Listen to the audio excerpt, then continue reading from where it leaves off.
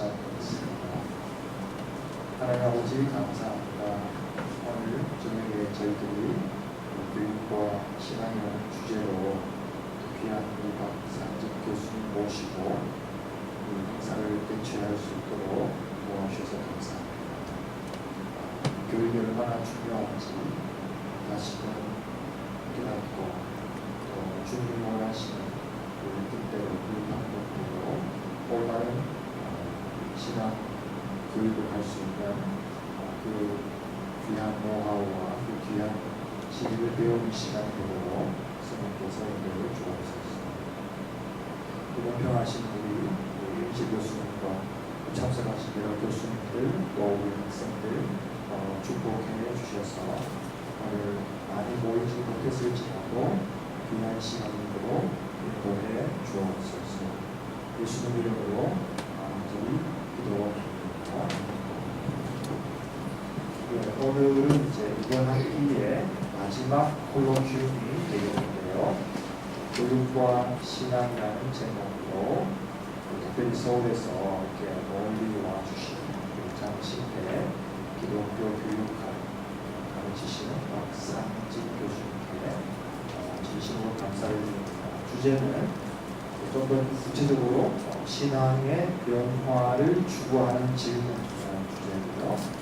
주제가 예수님의 질문법으로부터 얻는 시대. So the title of this lecture is the question that seeks the change of our faith, and the subtitle is the wisdom that we can get from the way of asking questions by Jesus. 박 교수님 나오실 때 큰 박수로 환영해 주시기 바랍니다.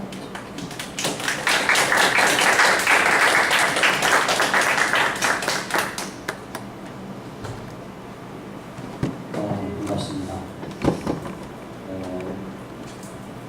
장로의 신학대학교가 이제 서울에 있고요. 장로교단이 이제 몇 개 교파가 있는데 이제 통합교단에 이제 목회자 후보생들을 또 키우는 그런 이제 교입니다.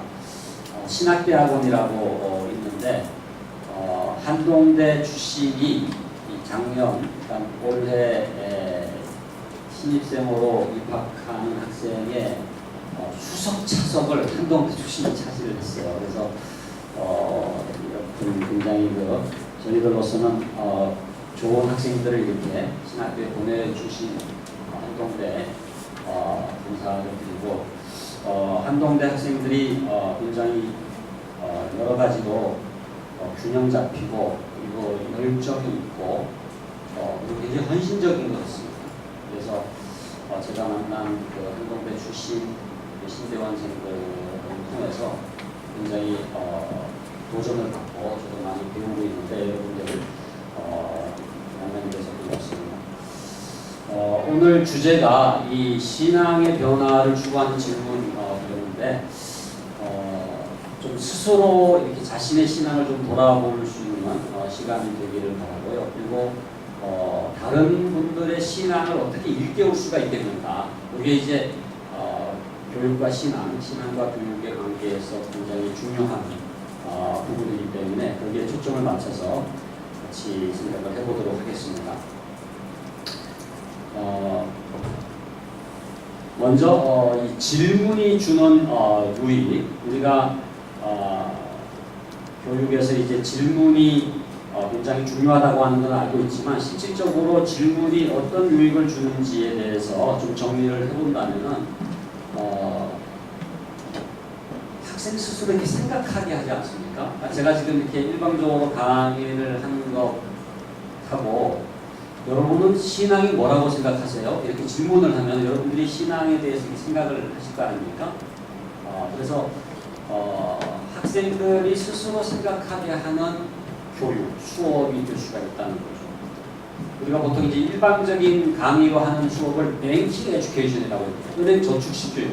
일방적으로 이렇게 주입을 하는 거라고 한다면은 훨씬 더 학생들 스스로가 생각할 수 있도록 도와주는 그런 역할을 하고요. 그 다음에 생각의 능력을 키우는 역할을 한다는 거죠. 그러니까 사실은 어떤 팩트나 인포메이션 자체를 아는 것보다도 교육에서 중요한 것은 이렇게 생각하는 능력인데 질문을 주고받을 때 바로 그 능력이 한양이 되기 때문에 중요하다. 그리고 대화적이며 관계적이다. 굉장히 이 질문이라고 하는 거는 이렇게 대화적이지 않습니까? 관계적이고 그래서 질문하는 사람과 질문을 받는 사람이 만남을 갖게 되고 그래서 인격적인 그러한 관계 속에서 이루어지게 되고 그 다음에 참여시키는 행위 상대방을. 그래서 지금 여러분들이 여기 지금 왔다고 해서 사실은 이 교육 내용에 참여가 되는 거가 아니라 이 질문을 통해서 그분들을 초대하고 이 주제 속으로 이렇게 인바이트하고 또 여러분들은 직접적으로 이 수업의 내용에 참여할 수 있는 그러한 통로가 된다 이런 것이고요. 그리고 교사가 교육의 끈을 놓지 않고 학생의 삶으로 들어갈 수 있는 통로이다. 그래서 어떤 주제가 아닌 그냥 아무거나 얘기하는 게 아니라 어떤 주제를 가지면서도 그 학생의 삶 속으로 들어갈 수 있는 그러한 통로가 되기 때문에 끈을 놓치지 않고 학생의 삶으로 들어갈 수 있는 굉장히 좋은 방법이 질문이다. 그런 이제 생각을 하게 됩니다. 기독교 교육에서의 질문의 의미는 교수 방법 이상이라는 생각이 들어요. 그러니까 질문법을 사용해서 내가 수업을 더 잘 인도할 수 있다 그런 의미가 아니라 기독교 신앙 자체가 질문이 없으면은 깨달음을 가질 수가 없는 그런 의미에서 이 신앙 교육에 있어서는 질문은 아주 본질적인 것이다. 그렇게 말씀을 드릴 수가 있고요. 인간이 태어나면서 살아가는 전 과정이 질문 덩어리지 않습니까?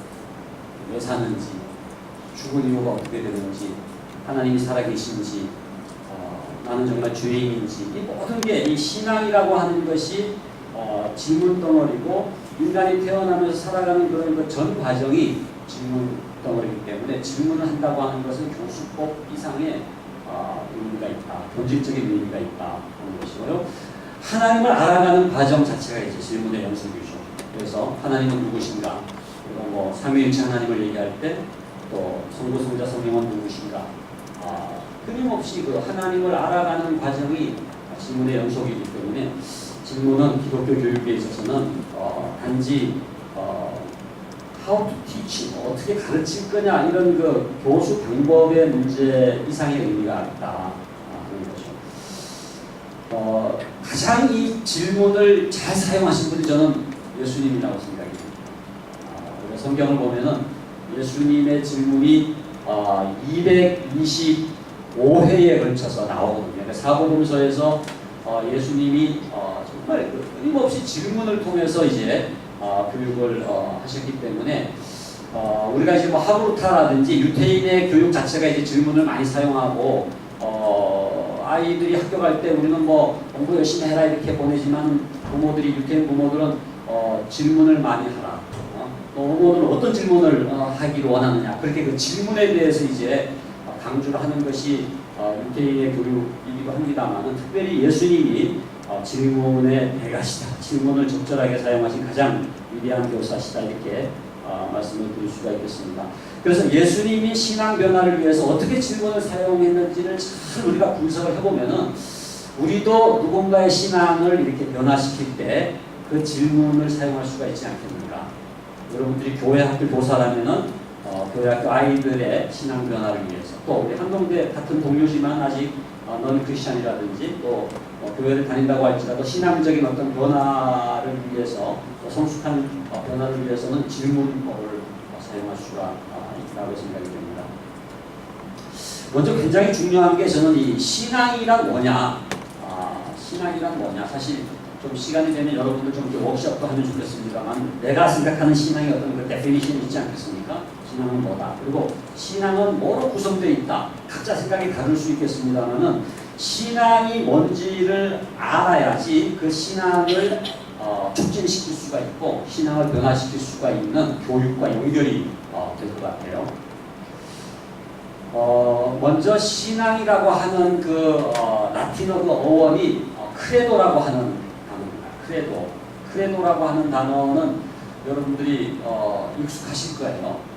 여러분들 지갑 속에 하나씩 가지고 있는 카드가 무슨 카드입니까? 크레딧 카드. 그게 이제 이 크레도에서 나온 거고요. 요즘에는 그 차가 안 나오는데 기아에서 자동차 중에 이거 비슷한 이름이 있었죠. 뭡니까? 크레도스라고 해요. 크레도스인데 그게 왜 단종이 됐는지 원래 그 믿을만한 차라는 그런 뜻이거든요. 근데 이게 고장이 났는지 아무튼 잘 모르겠습니다만은 그게 다 이게 믿는다. 이게 크레도라고 하는 게 믿는다, 신앙한다 그런 뜻인데 그 어원이 코어라고 하는 거하고 도어하고 이게 합성어거든요. 그러니까는 코어라고 하는 게 여러분들 아시잖아요. 중심, 핵심. 근데 이게 마음 이런 뜻이거든요. 그래서 마음을 드립니다. 둡니다. 그러니까 제 마음을 하나님께 드립니다. 이게 이제 크레도의 의미예요. 그러니까 신앙이라고 하는 것은 제 마음을 하나님께 드립니다. 기독교 교육학자 가운데 유명한 그 사라 리틀이라고 하는 분이 계신데 그분이 쓴 책이 이제 To Set One's Heart라고 하는 책인데 그게 바로 크레도라는 뜻을 이제 제목으로 쓴 건데 마음을 드립니다. 여기서 우리가 굉장히 중요하게 생각해야 될 게 뭐냐면은 신앙의 그 로커스가 신앙의 자리가 머리가 아니라 마음이다. 그러니까 마음의 터치가 일어나지 않으면은 신앙적 변화가 일어나지 않는다. 그러니까 머리에 지식을 주입했다고 해서 신앙적 변화가 일어나지가 않는 거거든요. 필수 조건일 수는 있지만은 신앙이 변화되기 위한, 신앙이 형성되기 위한 필요 충분 조건이 못 된다고 합니다. 그렇기 때문에 여러분들이 이제 주일학교 교사다 또는 뭐 우리 한동대에서 다른 아이들에게 이렇게 전도한다라고 할 때 단지 이렇게 교리를 가르친다든지 성경 말씀을 주입한다든지 뭐 공과책을 그냥 가르치는 걸로 신앙 교육이 되지가 않는다는 거예요. 왜? 그러면 머리의 교육으로 끝나기 때문에 그래서 어떻게 머리의 교육으로 끝나지 않고 마음을 터치할 수가 있느냐가 이게 신앙 교육의 가장 핵심입니다. 그래서 여기도 적어놨습니다만 신앙의 자리는 머리가 아니라 마음이다. 머리를 변화시키는 교육만으로 신앙의 변화를 기대할 수가 없다는 거죠. 그래서 신앙이 마음을 터치해야 된다라고 한다면은 나중에 또 우리가 강조를 하겠습니다만 인격적인 관계를 굉장히 중요합니다. 저는 우리 한동대가 가장 부러운 게 교수님하고 학생들 사이에 이런 형성되는 인격적인 관계, 같이 이렇게 요즘에도 그렇게 하는지 모르겠습니다만 같이 이렇게 그야말로 밤새고 토론도 하고 또 같이 교수님 집에 또 가서 같이 뭐 식사도 하고 또 아이들과 같이 불편하게 그렇게 소위 그 인격적인 관계가 맺어진다고 하는 것이 왜 중요하냐? 그게 바로 이제 마음이 터치될 수 있는 라프가 형성되는 그러한 그 관계이지 않습니까? 그러니까 2인칭 관계가 있고 3인칭 관계가 있다고 할 때 단지 이렇게 머리에 이렇게 지식을 주입하는 식으로 끝나는 것은 3인칭의 관계라고 한다면은 2인칭의 관계가 맺어져야지 이 마음의 터치가 이루어지는데 그 2인칭의 관계가 일어나야지 신앙적 변화가 시작될 수가 있다고 하는 것이죠. 제가 주일학교 선생님한테 들은 얘기인데요. 그 선생님이 소위 그 주일 아침에 분반공부라고 그러지 않습니까? 그때 아이들에게 공과책을 가르치는 건 말고 주중에 그 아이 집을 한번 방문을 했대요. 가정 방문이죠. 그래가지고 이제 대화를 나눴는데 그 아이가 저한테 뭐라고 그러냐면 선생님이 자기 방에 잠깐 왔다 가셨는데 마치 제 마음속에 왔다 가신 것 같았어요. 그렇게 얘기합니다. 그러니까 굉장히 이 공식적인 교회라고 하는 공간이 아닌 인격적인 만남이 가능한 그러한 가정 방문을 통해서 그 아이 방에 잠깐 앉았다가 그냥 돌아가셨지만은 그 아이가 말하기를 제 마음속에 왔다 가신 것 같았어요 라고 하는 그 의미가 뭐냐면은 마음의 터치가 일어납니다. 그래서 인격적인 관계가 맺어지면은요, 여전히 그 아이가 이제 주일날 이렇게 비스듬히 앉아 있겠지만은, 또 우리가 친구 관계 속에서도 인격적인 관계가 맺어져도 여전히 좀 이렇게 좀 뚱뚱한 것처럼 그렇게 보일지 몰라도 다른 점이 뭐냐면 마음을 그러면 그 마음에 터치가 일어나고 말씀이 이루어지면은 내적인 변화가 이제 일어나게 되는 거거든요. 그래서 신앙이 마음을 드리는 것이며 초월자에 대한 자기 헌신을 포함하는 반면 신념은 신앙이 표현된 하나의 방식이다. 여러분들에게 책을 한 권 소개를 드린다면요, 이 윌프레드 캔틀 스미스라고 하는 분이 쓴 책이 뭐냐면은 Belief and Faith, Faith and Belief is Difference라고 하는 책입니다. 신앙과 신념, 그것의 차이. 그래서 신앙하고 굉장히 비슷하게 생긴 게 Belief라고 하는 게 신념이라고 하는 건데 너무나 다르다. 그렇게 이제 얘기를 하면서 이제 그 신앙의 어원을 추적해 가면서 이제 Belief하고 어떤 점이 차이가 나느냐를 이제 구분하는데 쉽게 말씀드리면은 Belief라고 하는 것은 지식, 신념. 그런데 신앙이라고 하는 것은 인격적인 관계고, 빌리프라고 하는 것은 그 자리가 머리라고 한다면, 브레인이라고 한다면은 신앙이라고 하는 것은 마음, 인격적인 관계를 통해서 이루어지는 그런 변화라고 말씀을 드릴 수가 있습니다. 우리가 성경에 보면은요, 이 하나님을 아는 것, 노인 갓에 해당되는 그 히브리어가 야다하지 않습니까? 야다. 여러분들 창세기에서 아담이 하와를 안다라고 할 때 그때 그 안다라는 단어가 야다거든요. 야다라고 하는 게 뭡니까? 아담이 하와와 관계적인 어떤 그 알을 얘기하지 않습니까? 성적인 관계까지를 얘기하는 것이 바로 그 야다라는 단어인데, 또 신약에는 디노스프라고 하는 단어, 마리아가 얘기하기를 내가 사내를 알지 못하거늘 어찌 이런 일이 내게 있으리요 라고 했을 때 그 내가 사내를 알지 못하거늘이라고 하는 그 안다라고 하는 단어도 마찬가지로 관계적인 알을 얘기하는데, 그것은 하나님을 인격적으로 아는, 하나님과 관계를 맺는, 그러니까 하나님에 관해서 아는 게 아니라 하나님을 아는 거죠. 그래서 knowing God하고 knowing about God이 너무나 다릅니다. 그러니까 knowing about God이 되면은 이것은 그냥 신념 교육으로 끝나는, 지식 교육으로 끝나는 거예요. 근데 knowing God이 돼야지 진짜 신앙적 변화가 일어나는 거거든요. 그러니까 한동대에서 knowing God이 일어나느냐, knowing about God이 일어나느냐 굉장히 달라요. 우리 장신대에서 knowing God이 일어나느냐, knowing about God이 일어나느냐 너무 달라요. 그러니까 뭐 하나님에 관해서 많이 알아도 그거는 여전히 브레인의 변화고 어떤 지식적인 변화로 끝난다면 신앙적 변화하고는 연결이 안 되는 거죠. 그러니까 그런 점에서 이 신앙적 변화는 하나님에 관해서 아는 것 또는 신념적인 것 또는 삼위일체적인 것 그런 게 아니라 노인과시고 하나님과의 관계고, 이것은 마음의 터치가 일어나는 것이고, 이것은 2인칭 관계 속에서 내면의 터치가 일어나야 되는 것이다 라고 하는 그 차이를 우리가 이제 알 수가 있죠. 그래서 신앙의 이런 차원을 밑에 적혀 있습니다만 밀턴 로키치하고 토마스 구인의 이런 그 신념 체계 이론에서 그래도 이렇게 우리가 뭔가 가져올 수가 있는데, 이것 자체가 신앙을 정확하게 설명해 주는 건 아니지만 가치 체계 이론, 신념 체계 이론에서 그래도 신앙과 가장 유사한 어떤 그 특성을 우리가 가지고 온다면은 이 원초 신념 A에 해당되는 변화라고 볼 수가 있습니다. 그래서 원초 신념 A, B, 권위 신념, 파생 신념, 불합리 신념이라고 하는 이 신념 체계를 이렇게 5가지 차원으로 이렇게 설명을 하고 있는데요. 원초 신념 A라고 하는 건 이런 겁니다. 정말로 우리의 신념의 가장 복판에 있는 어떤 그 파운데이션, 기초,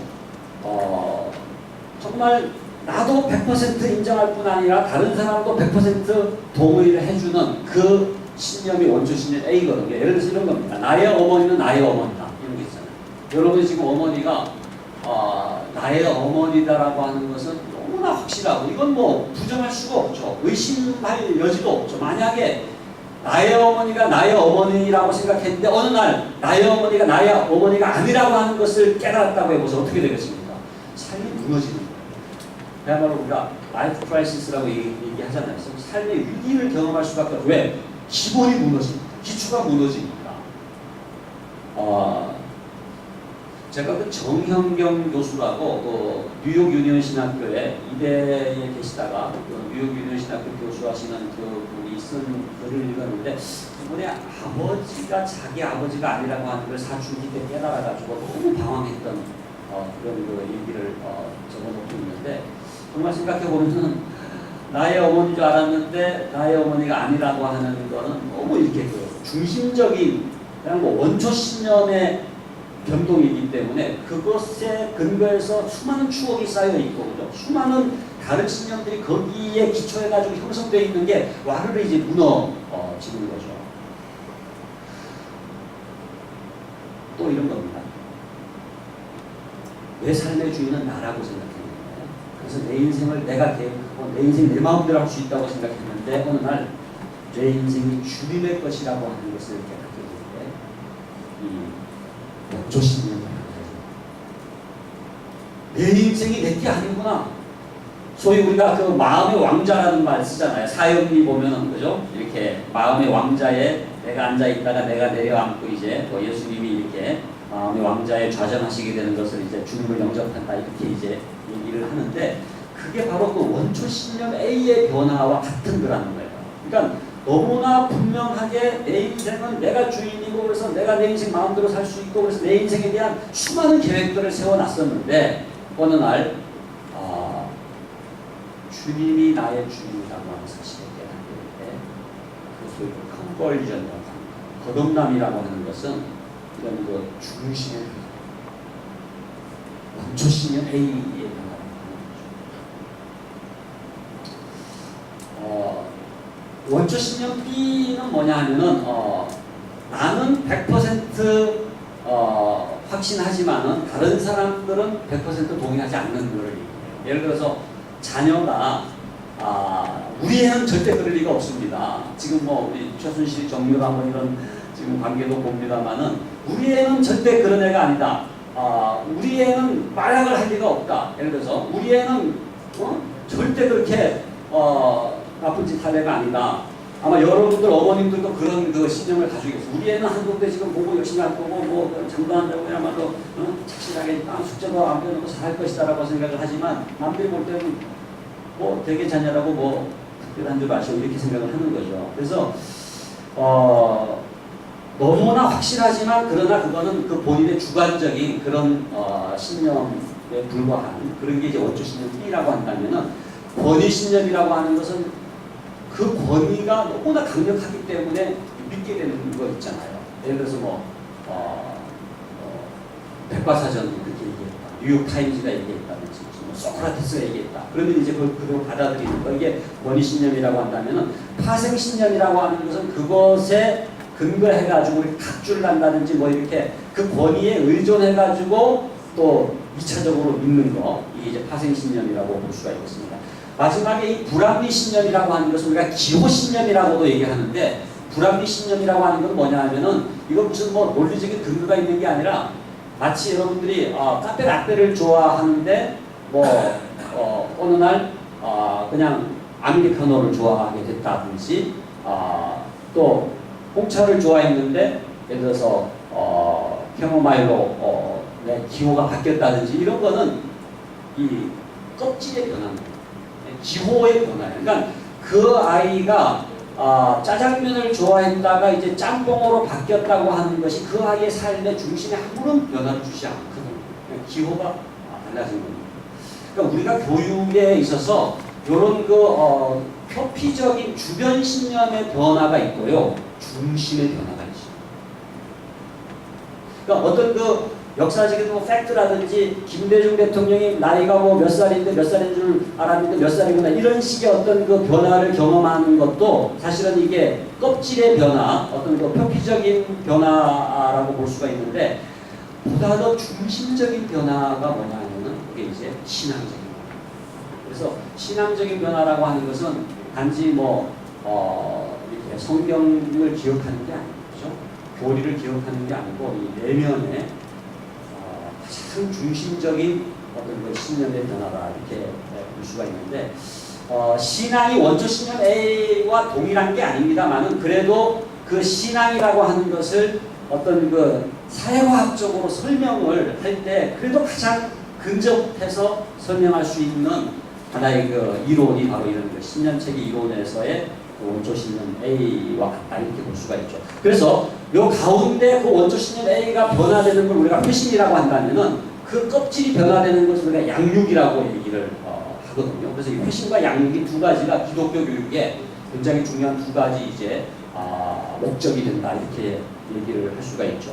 근데 회심이 되지 않은 채 그냥 양육을 하면은 결국은 가장 기본적인 것이 변화되지 않았기 때문에 그야말로 썬데이 크리스천 또는 어떤 그 컬처럴 크리스천, 문화적 크리스천으로 그냥 전락하게 되고요. 또 반대로 원초 신념 A가 중심적인 게 변했어도 그 주변적인 것이 변하지 않으면은 그 사람은 아직 스피리추얼 베이비로 남아있는 성숙하지 않은, 양육되지 않은 그런 이제 모습으로 남아있는 상태라고 볼 수가 있겠습니다.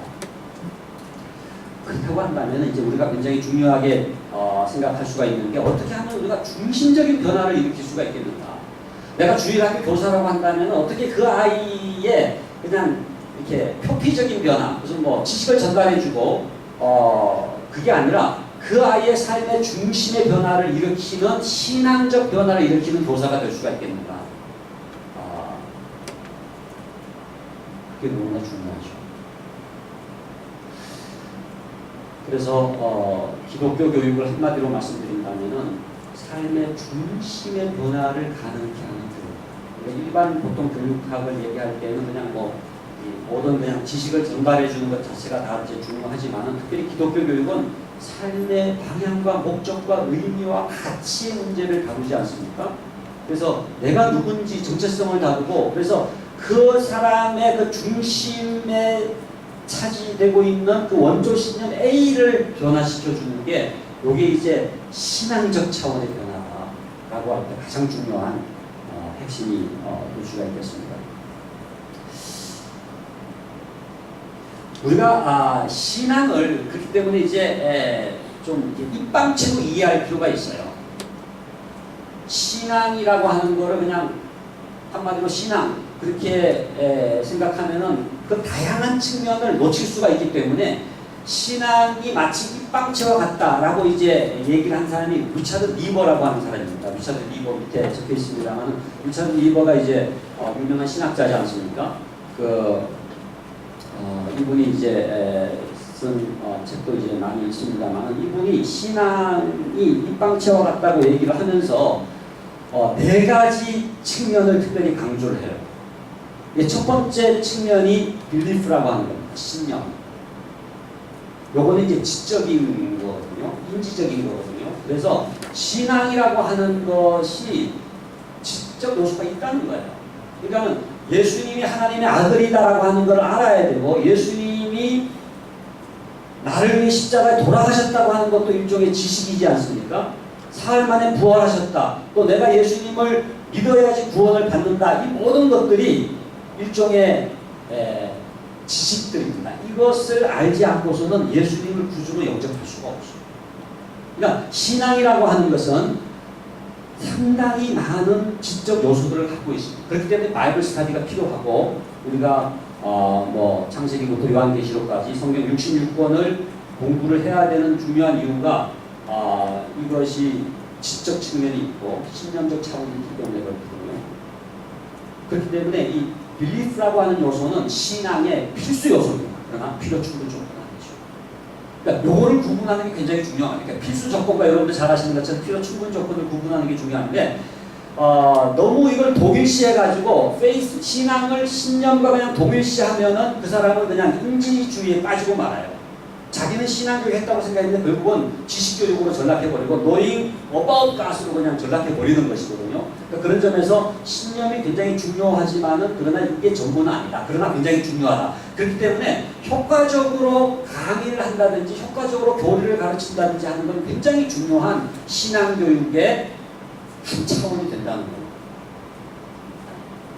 그러니까 그런 점에서 정말 아주 이렇게 쪽집게처럼 아주 명료하게 선명하게 강의를 잘하는 사람은 상대편의 신앙 중에서 신념 차원을 변화시키는 데는 굉장히 효과적이에요.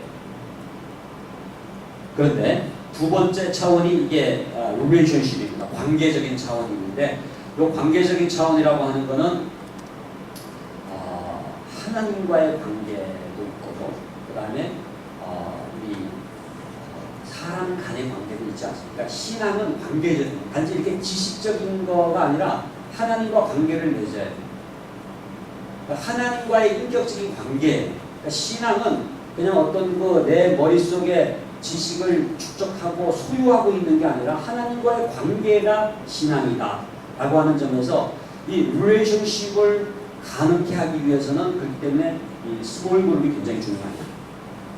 스몰 그룹 바이블 스타디 있잖아요. 소그룹 성경 공부, 그 다음에 멘토링이라든지 이런 또 관계를 맺는 것, 또 가정에서 부모와 자녀 간의 인격적인 관계를 맺는 것, 한동대 안에서도 저희 장신대도 이제 3년 담임제로 해가지고 이렇게 스몰 그룹을 교수님이 맡으셔가지고 원래는 1년마다 바꿨는데 이거를 우리가 3년을 쭉 같이 가는 이유가 그렇게 해서 이런 인격적인 관계를 맺는 게 너무나 중요하기 때문에 그래야지 신앙의 이런 관계적인 차원이 형성될 수 있기 때문에 저는 한동대가 가장 잘하고 있는 게 그런 소그룹 안에서 관계 맺기인데 그게 신앙의 굉장히 중요한 차원이라고 하는 것이죠.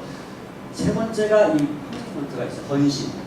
그러니까 신앙은 굉장히 의지적인 요소가 있고요. 이게 결단하고 자기가 이렇게 드리고 자기를 내어 맡기고 이런 게 있어요. 그런 게 없다면 그거는 불충분한 신앙 교육입니다. 그러니까 신앙이라고 하는 것은 뭔가 결단을 요구하고 헌신을 요구하고 자기를 내어 던지는 것을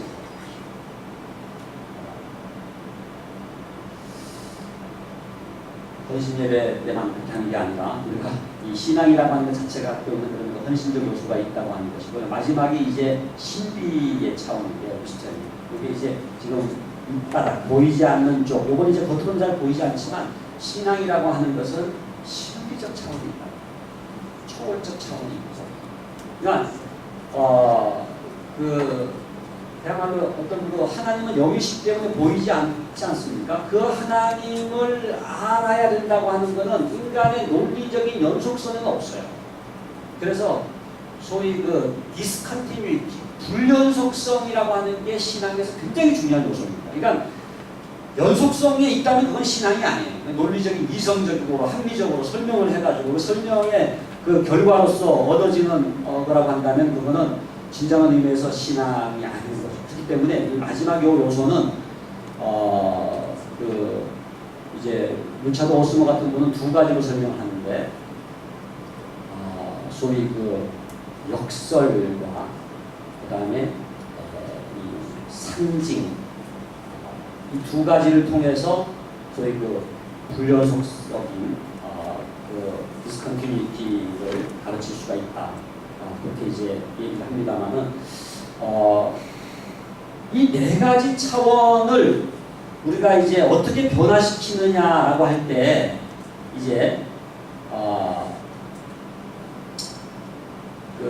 리차드 리버의 이 입방체를 리차드 오스머가 가져와가지고 신앙교육을 위한 교수법이라고 하는 이제 책을 Teaching for Faith라고 하는 책을 썼는데 그 책에서 보면은 요 네 가지 각각의 요소를 그럼 어떻게 교육할 것이냐라고 할 때 신념 차원을 위해서는 강의법이 가장 좋다는 거예요. 그러니까 여전히 강의법이 중요한 이유는 신념을 변화시키기 위해서는 가장 효과적인 방법이 렉처, 강의라고 합니다. 그렇기 때문에 여러분들 아주 이렇게 명쾌하게 강의를 해주는 게 신앙에 대해서 굉장히 도움이 됩니다. 성경을 아주 분명하게 가르쳐준다든지 설교도 아주 이렇게 명쾌하게 설교를 해주면 그게 굉장히 신앙 형성에 도움을 주는 이유가 바로 이 신념적인 차원은 이 강의를 통해서 얼마든지 변화를 일으킬 수가 있기 때문이거든요. 관계를 위해서는 토의법이 중요합니다. 토의법, 디스커션 그래서 이렇게 서로가 이렇게 관계를 맺으면서 스몰그룹 안에서 토의하는 거 그리고 헌신을 가장 변화시키는 데 도움을 주는 거는 삶의 이야기 재해석이라는 말을 씁니다. 삶의 이야기 재해석